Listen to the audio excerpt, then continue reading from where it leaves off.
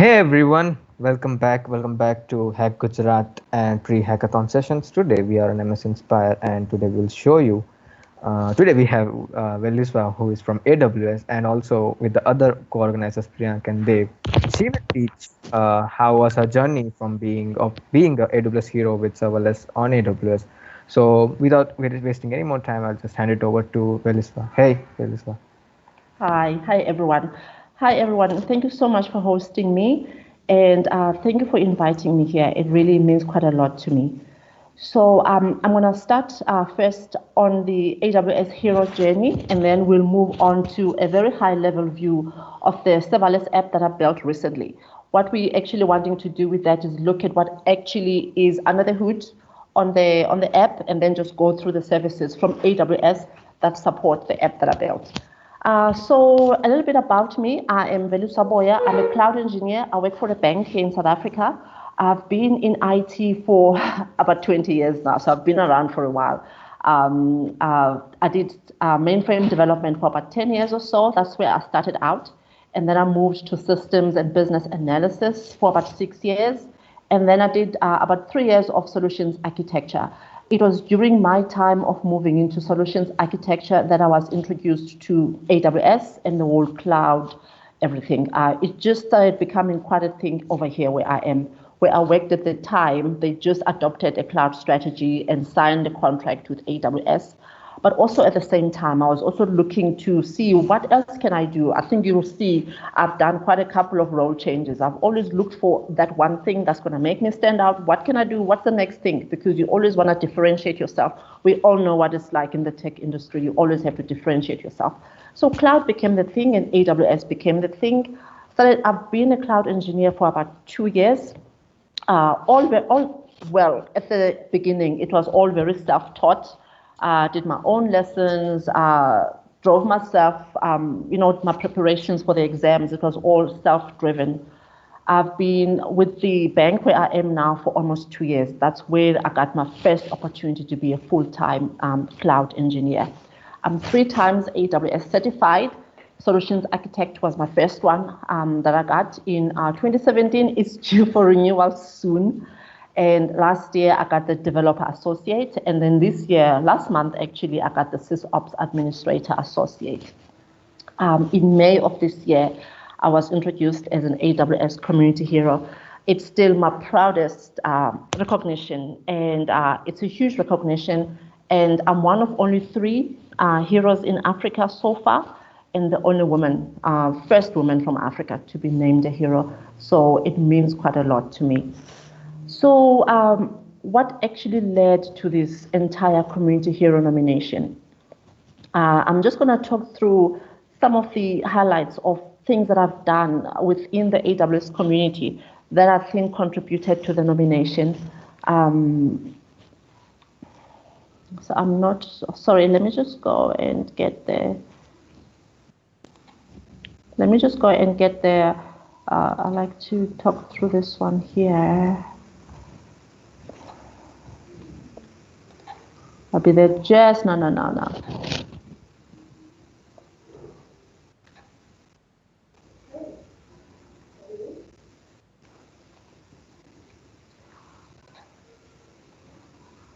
See, I rush through things and everything on my computer is all over the place, but I'll get there now. And if not, it's fine. We'll still just do a high-level talk. Okay, but here, so here it is. There we go. And let me share, stop sharing this. Okay, there we go. We've already talked through the first screen. So that's the, can you see full screen on your side? Yes, we can. Okay, great. Okay, so we've already done the high-level intro. And so where you can contact me, I'm on Twitter, I'm on LinkedIn, and I used to blog on Medium, but the heroes have got a community on Dev too, where we all blog, so that's where I am now. There's also a Slack, on Slack, we've got a workspace for the community, AWS community in Africa. That is where we are. Anyone is welcome to join. You don't have to be only from Africa to be there. That's where we talk all things AWS. So becoming a hero, the word becoming a hero, where did it all start? So this was the announcement that I've already touched on. This was in May, where they announced the latest heroes, and my name was among them. And I already touched on what a big deal it was and what a big deal it still is for me. And I received my welcome pack very recently, Heroes Welcome Pack. And that is a card that was in there. You can see there why they nominate people as heroes is for leadership and passion for growing others and working with others in the AWS community. People who share their AWS knowledge with others. So you get nominated in recognition and appreciation of that. What is an AWS hero? I still get asked this quite a lot because it's a very new concept, especially over here for us. What is an AWS hero? This is a paraphrase from the Heroes site under AWS. So they say it's a worldwide group of AWS experts. But I also include enthusiasts because I don't call myself an AWS expert. I'm still learning so much. So I include enthusiasts as well. People who are enthusiastic about sharing their knowledge, and this has real impact within the AWS community. It's people who write blogs, people who speak at meetups, people who organize meetups. If you want to read more about it, you can see the link there. I will paste this onto the chat later on. And that's where you can go and read up about what the program is about and also see who else is a hero. There's a couple of heroes from India, I know. You can just go and see who all is there. So me as an AWS hero, how do I see myself as an AWS hero? I've already said I don't consider myself an expert, but I'm an enthusiast. I'm a tech enthusiast. I am someone who is here to learn along with everybody else. So those who are learning AWS, I know especially in the beginning, it can feel so intimidating. I always say, I'm here to be that person that walks with you so you don't feel like you're all alone and you're learning all alone. I share the things that I learn, I share my experiences, and I share my journey. As I do that, I'm always hoping that someone else will be inspired to start or motivated to start because it can be very overwhelming, especially in the beginning. What does becoming a hero mean to me? What has it done for me? This picture is meant to represent confidence. Those who know my background, I always talk about how you feel invisible sometimes, how sometimes you do things and you wonder, does anybody see it? Does anybody recognize it? Does it mean anything to anybody? So the recognition has boosted my confidence because it said somebody does see it. And the fact that it is being seen at such a global level, it's a huge thing. These are just highlights of some of the talks that I did, some just before I was named a hero and some during. This one was, the invitation actually happened just before, but when I spoke, I was then already a hero. This was a meetup. Some of you probably know OS DevSlop. They invited me, it's a chapter in Canada. They invited me to speak, and it was going to be my very first tech talk.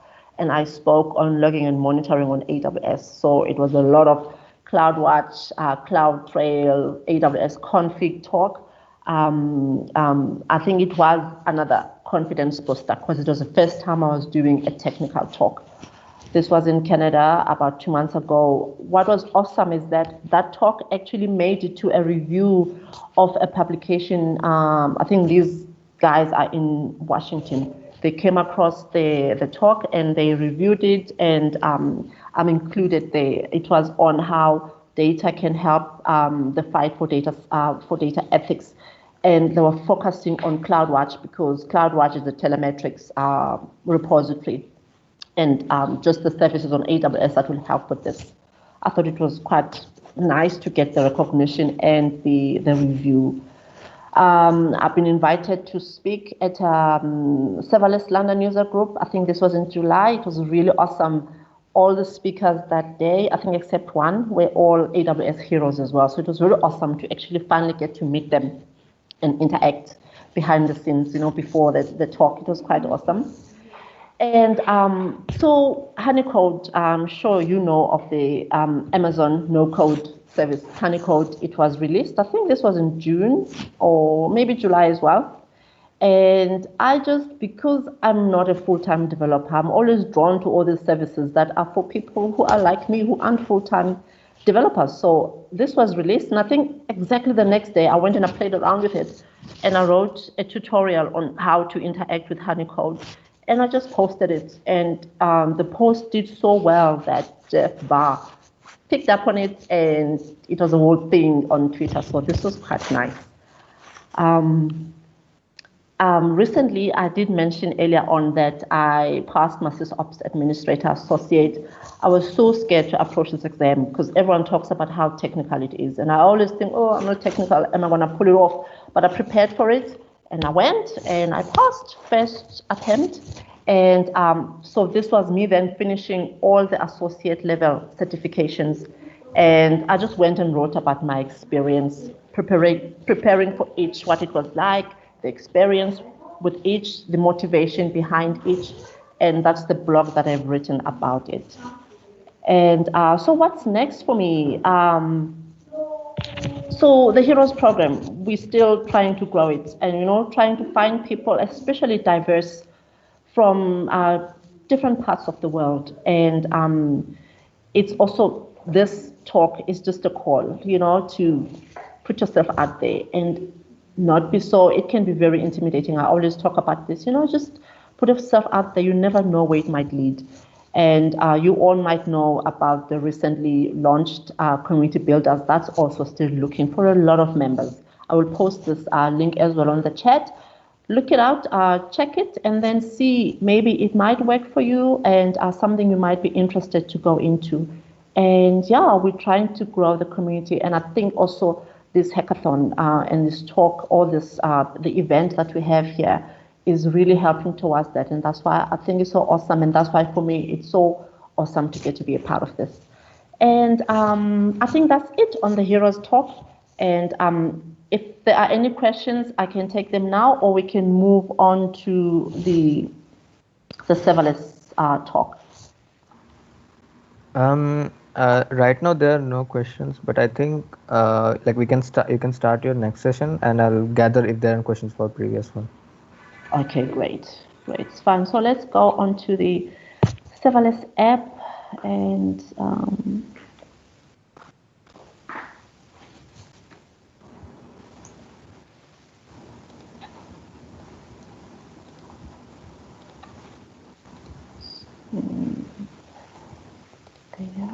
people are actually commenting that they like the session. It is quite interesting.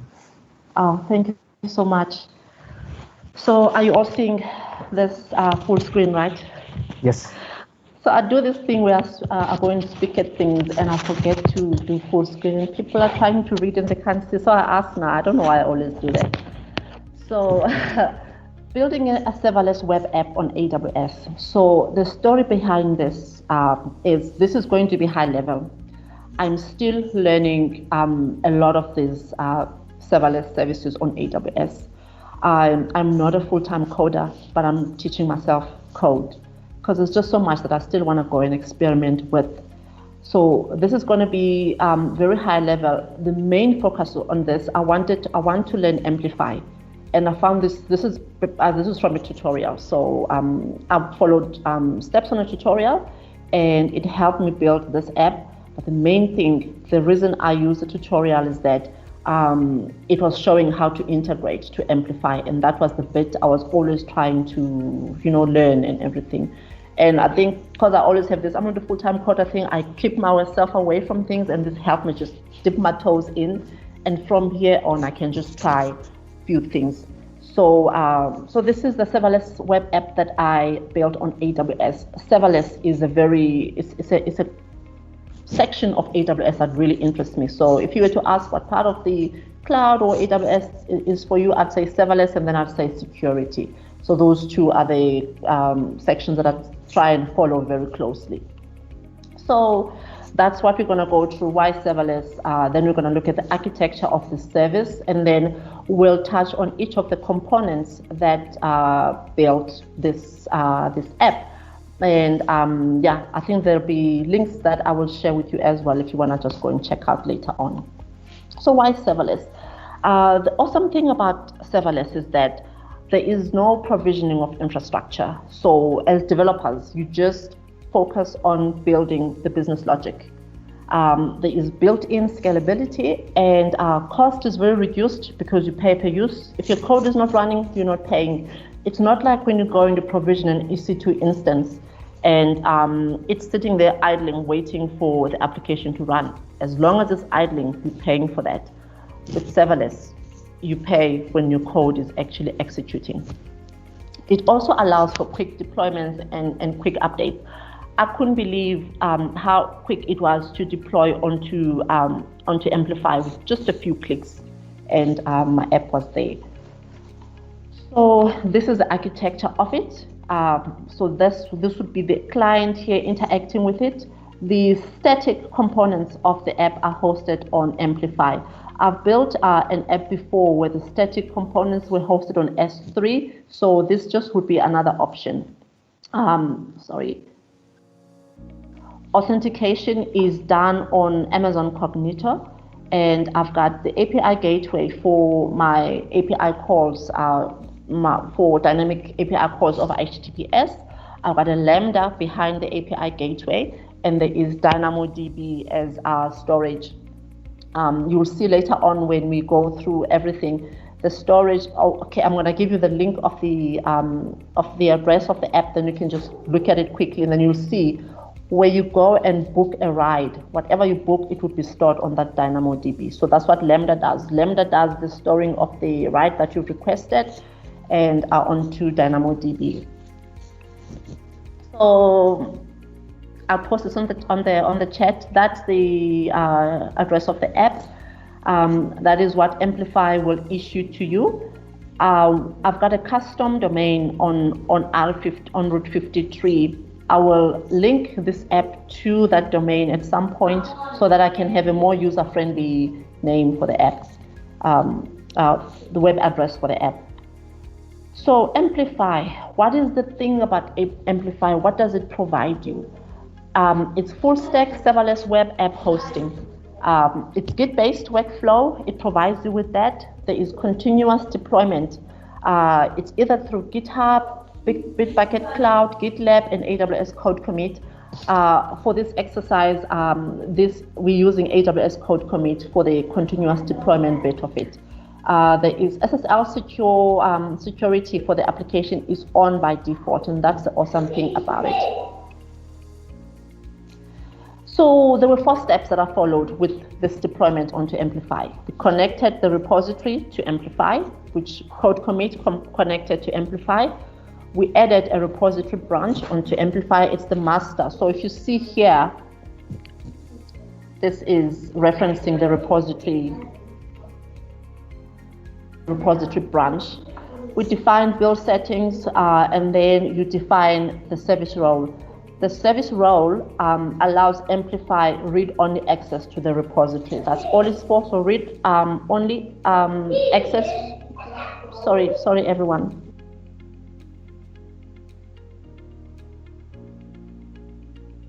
Sorry about that. Thank you. So the role allows you just read only for Amplify onto the repository, and then it will also just store logs onto CloudWatch.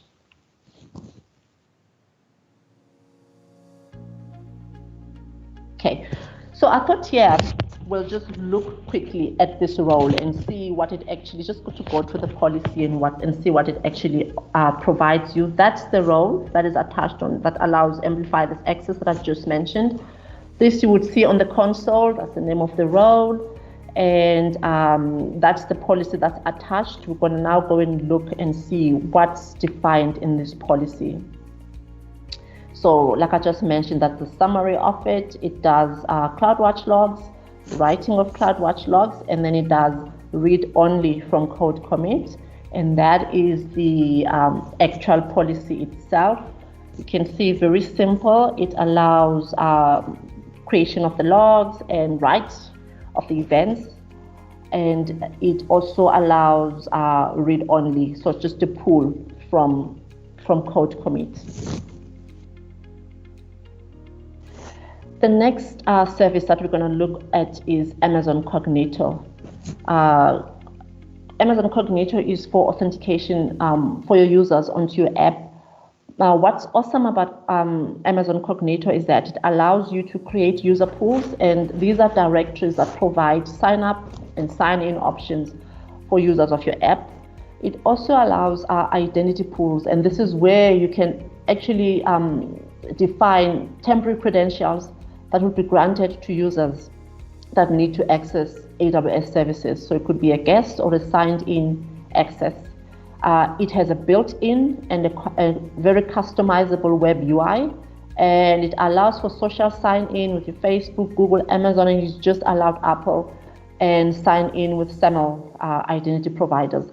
This would be a typical architecture of Cognito. Your app via Cognito will do the authentication, gets a token, uses the token to sign in onto your app. The other service that we actually using is the API Gateway. API Gateway is allows you to create and publish APIs. There are 3 types of APIs that are actually that you can actually create and publish on the API Gateway. It's a RESTful API. The one that I have here is the RESTful API. RESTful API is still preferred because it allows for more control over your API requests and your responses. It has more features. The HTTP API, though, is the latest one that was it was launched. I don't know if maybe earlier this year or last year sometime. AWS is trying to get more people to use this one. It provides you with lower latency than the REST API at a lower cost. Just that the thing with it now is that the features aren't as rich as your REST API as yet, but they're trying. There's a roadmap. They're still trying to build more features for HTTP APIs. What identifies a REST API is the method. The method is made up of your resource path and your operation. We'll see just now when we go into the next screen. Then you can also define a WebSocket API. This one is for chat applications, for real-time alerts and notifications. Your client and your server can both just talk to each other in real time. I've got all these links. I will also copy all these links. This link gives you more detail, your HTTP API versus REST API, the 2 comparisons of the 2. Last year or sometime around when the HTTP API was announced, there is this podcast, Serverless Chats, that episode. They were actually discussing that, and I also found it to be a very nice resource to go and visit and see what the people are actually saying about it. It was very interesting. It was exactly the comparisons that I mentioned, and the fact that they're saying it's an awesome one, but because it's still lacking on features, people will probably still go REST API, but at some point it would be awesome to be able to do more HTTP APIs. This is a typical architecture when you are using the API Gateway, but I think maybe we can see, let's skip this because this is the same as what you're seeing here now. I mentioned earlier that my one is using a REST API, and that what identifies a REST API is your resource and your operation, and it gives you your method. So this is my method. That's my flower post. That's my resource. Post is my operation, and then that's how you get your method. I just need to mention again, I think when you see the app in the end, you're going to be like, why is she calling it flowers everywhere? Initially, I was going to create an app where I'm displaying flowers in the front end based on what you've clicked on. I'm still going to do that. So I already had all these resources defined. I thought, I'm just going to slot into them. I'm not going to create new resources. I'm still going to do that, but I thought for this, let's just do this quick using the tutorial so that we've got something to speak about. So don't let that throw you off. You'll see when we get to the app, when you get to look at it, that it's got nothing to do with flowers, but I'm calling it flowers everywhere. So it's calling a Lambda function at the back. That's what it is, and that's what interacts with DynamoDB. So we mentioned Cognito just now, and I've got a user pool on Cognito. The user pool, I'm using it also, I'm using it for authorization for this Lambda, for the Lambda function.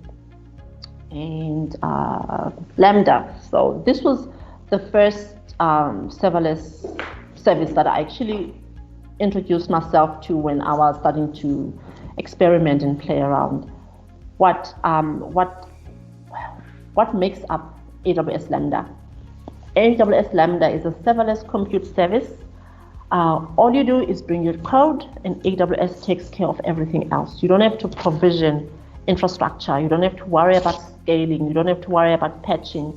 All of that is taken care of you by AWS. Anything that can run on Linux, you can run on Lambda. It's, you have what is called runtimes. Runtime is the type of code that you can bring. You can bring Node.js, you can bring Python, Java, Go, Ruby, .NET, and C# under your runtimes. And then you also get what's custom runtimes. Custom runtimes is mainly for those where AWS has not provided libraries and all of that ready for you. So you need to package everything in order to run that code. But they still allow you to do that, and you bring it in using custom runtimes, for your older stuff like your COBOL and all of those. You package into a zip file and you upload onto layers. That's onto your custom runtimes. You can author your functions or edit using the Lambda console or any IDE toolkit of your choice, CLI tools or SDKs. So this is kind of the architecture of the API gateway, talking the API that I have there, and it talking to the Lambda function. That is the API that I defined, and that is the Lambda function that it's speaking to. So when you create a Lambda function, there is a role that you need to define. You can either use an existing role, and you can create a role. And but this is for my Lambda function. Let's see. It says the API gateway can invoke.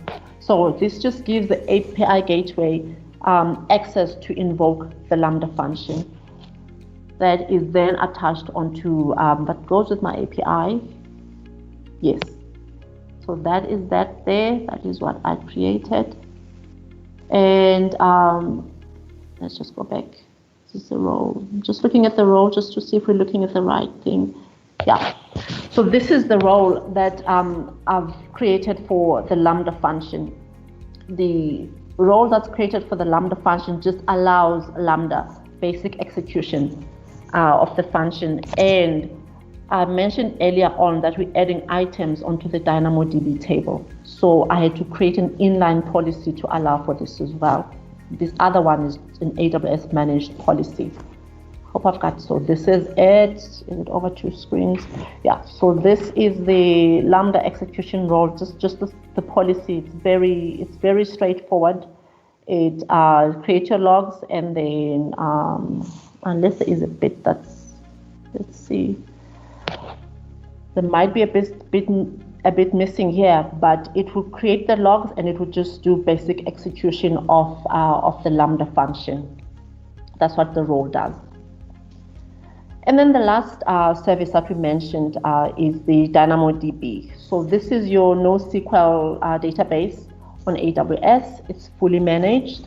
Again, you don't need to provision hardware or infrastructure or set it up or worry about configuring it. Replication, you don't have to worry about that. No patching issues for you, no cluster scaling for you. It allows for encryption at rest, so your data is very well protected. And there's on-demand backup capability. So if you need to just back up, there's just a click of a button, and there's backup of your data and protection of all your information in there. So that is the last service that actually makes up the architecture of this app. I will now, as soon as I'm done here, I will post all the links that I mentioned onto the chat, and then you can go and take a look. Are there any questions at this point? Okay, so there's one actually. How can I reframe it? Okay, so many people here are from the engineering domain. They are doing their college, university side. So they want to know that if they are starting out, like they don't know anything related to AWS, but they really want to be eventually an AWS hero. So what shall they do? What roadmap should they follow? Okay, the main thing is about you have to be visible. And all the work that you do, if you're sharing any knowledge or information, whether it's something that you've learned, and I would say most people who write code, I think you have such an advantage because you can really dive into the services of AWS, play around with them. As you learn things and as you build things, you share those learnings, and that's what actually starts getting you the visibility, because you will not get the visibility and eventually the nomination if you're not doing things that are visible. A lot of it is about putting yourself out there, and this is what becomes the issue with most people. And I can understand why. It's very intimidating. So yeah, the road, the path to being a hero is you're doing things that are very visible. You're sharing your knowledge on the platforms. I mentor people as well, but you share about the things that you do that are helping build the AWS community. And there's a couple of heroes I know from India that I know are available for you all to look up to. Sandeep, I think, is also speaking here. Or he was speaking here. One of my heroes, you can find people like that and start. I think it's the same thing that you would do with a mentor. Sometimes you can have someone from far kind of mentor you because you're just watching what they do and how they do it. And you just emulate that and then you can see how. But I've included the links on AWS Heroes. Start reading there. They do say high level what constitutes a hero, but also go into the profiles of the various heroes in there. See the things that they do. There's a bio on each one. Also read up about what actually, I think in there they kind of touch on what they do, and that is actually what would have led to them being nominated as heroes. Check that. If you also want to connect with some of the heroes, do that on social media. We are available for that. Connect with them, and then you can start just interacting and asking. Way before I was nominated a hero, I was following a lot of the heroes already on social media and just checking what they do and interacting and asking questions and all of those things. And and that could be the beginning of the journey. I'm also available if you want to keep checking things with me over time. You're welcome to pop me a DM on LinkedIn. I'm on LinkedIn a lot, and I'm on Twitter as well. Yes, I hope that solves the question. Okay, so that was the only question that we had. Okay, so I think we can wrap this up, Veliswa. Is there anything or left, or is it done from your side? Just copying all those links quickly that people can just go and access them, and I think that'll be it from me then. Again, I'm so sorry I was late. I got it's a thing with these time zone conversions these days, right? Because everyone is meeting everyone everywhere. Thank you for waiting for me. Before we end the stream, I just want to the people who are watching are going to sit for a 36-hour hackathon in like 2 days.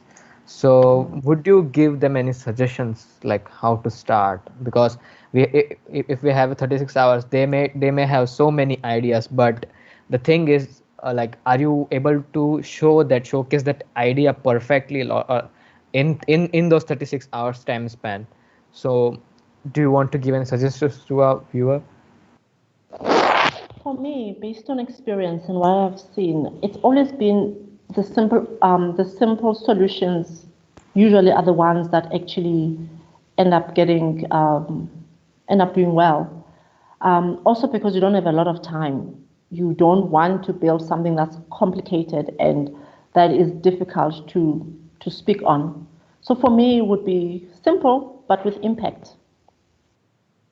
And Great. I think also now, with the times that we are in, the world over, if you look around, I think there's so much inspiration. We shouldn't be calling it inspiration because it's not good times for people, but there's so many problems to be solved. If we can look around and see what problems can be solved that people can relate to, that'll be another thing. We had a dev day on AWS recently, and you all know Werner Forchels, the CTO. He had been going around the world just meeting various people, and he showcased so many applications or apps that were solving real world problems. I think if you go for those, that will help you stand out. Yes, working for the world, creating a social impact is the best Yes. um, ideas for them. Well, there's a hint there, Hugo. There's a spoiler. Okay. Yeah, so Yes. that'd be So that. yes. So yes, that would help us. Okay. Yes. So thanks, Veliswa, for joining us, for accepting our invitation to give us this awesome session regarding AWS Hero and basic for AWS. So I just want to say that Veliswa was generous enough to give us some AWS code. So feel free if you want to use AWS during your hackathon, feel free to approach us. We have limited number of them, so it would be like first come first serve. So make sure if you are using it, then please contact us as soon as possible so we can give the codes to you. So yes, that's it from us. That's it. I think Right. that's it to reverse stream. Yes, thank you again, Veliswa, for joining. Great. Thank you so much. Thanks for inviting me again. Enjoy it and all the best with the hackathon. Yes, thank you. Bye. Thanks, Dave. Bye, everyone. Bye. Bye.